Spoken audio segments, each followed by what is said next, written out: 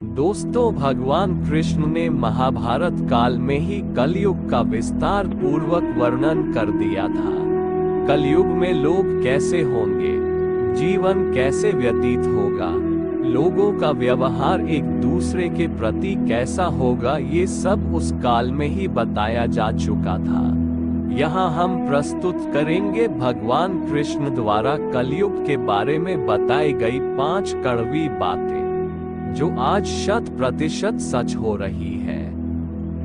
कलयुग के सत्य। महाभारत काल में 5 पांडवों के मन में कलयुग के बारे में जानने की जिज्ञासा थी। उन्होंने श्री कृष्ण से एक बार पूछा कि कलयुग में मनुष्य कैसा होगा, लोगों के विचार कैसे होंगे और मोक्ष प्राप्ति कैसे होगी।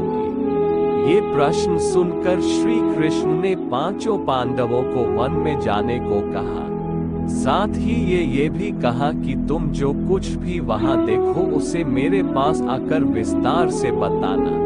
श्री कृष्ण का आदेश पाकर 5 भाई वन गए और कुछ समय बाद वापस आए। फिर एक एक कर 5 भाइयों ने वन में जो देखा था वो भगवान कृष्ण को बताया। युधिष्ठिर के प्रश्न। सबसे पहले युधिष्ठिर ने श्री कृष्ण को बताया कि उन्होंने वन में 2 सूंड वाले हाथी को देखा। तब कृष्ण ने कहा कि कलयुग में ऐसे लोग राज करेंगे जो बोलेंगे कुछ और ये लोग दोनों ओर से शोषण करेंगे।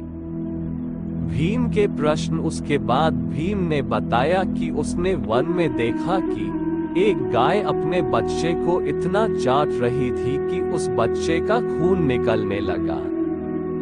तब श्री कृष्ण ने इसका अर्थ बताया। श्री कृष्ण ने बताया कि कलयुग का मनुष्य अपने बच्चों से इतना आसक्त होगा कि ऐसी ममता के कारण बच्चों का विकास ही रुक जाएगा। यदि किसी पुत्र साधु बना तो सब उसके दर्शन करेंगे, परंतु यदि स्वयं का पुत्र साधु बना तो माता पिता दुखी हो जाएंगे, रोएंगे कि मेरा पुत्र किस राह पर जा रहा है। कलयुग में लोग बच्चों को मोह माया और परिवार में ही बांध कर रखेंगे। इस तरह उसका जीवन वही नष्ट हो जाएगा। फिर कृष्ण ने कहा कि तुम्हारे पुत्र तुम्हारे नहीं बल्कि तुम्हारी पत्नियों की अमानत है और पुत्रियां तुम्हारी अमानत है। ये शरीर मृत्यु की अमानत है और आत्मा परमात्मा की अमानत है।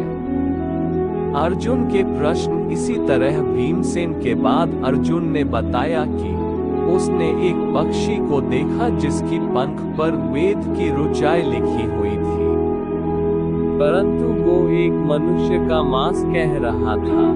ये देखकर मैं हैरान हो गया।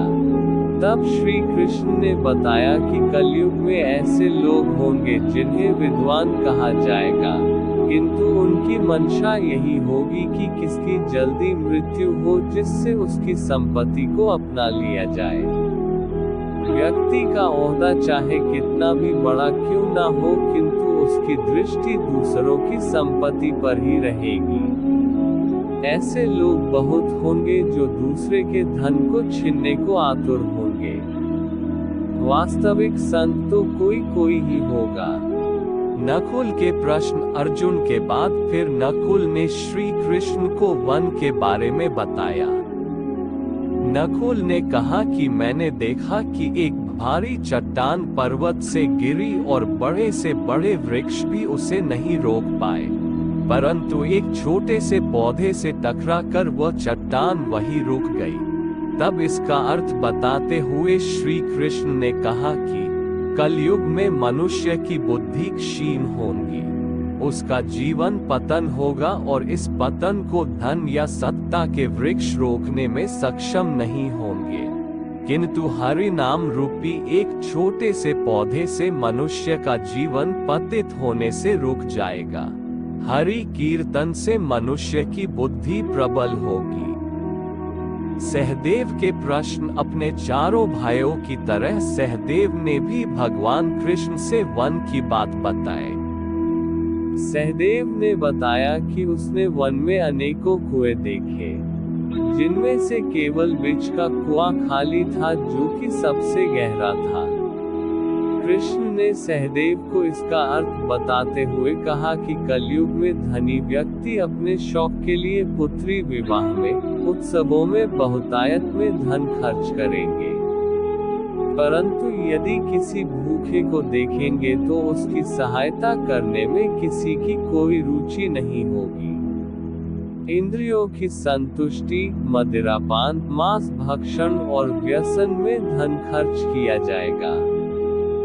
जो लोग ऐसी आदतों से दूर होंगे उन पर कलयुग का नहीं बल्कि परमात्मा का प्रभाव होगा।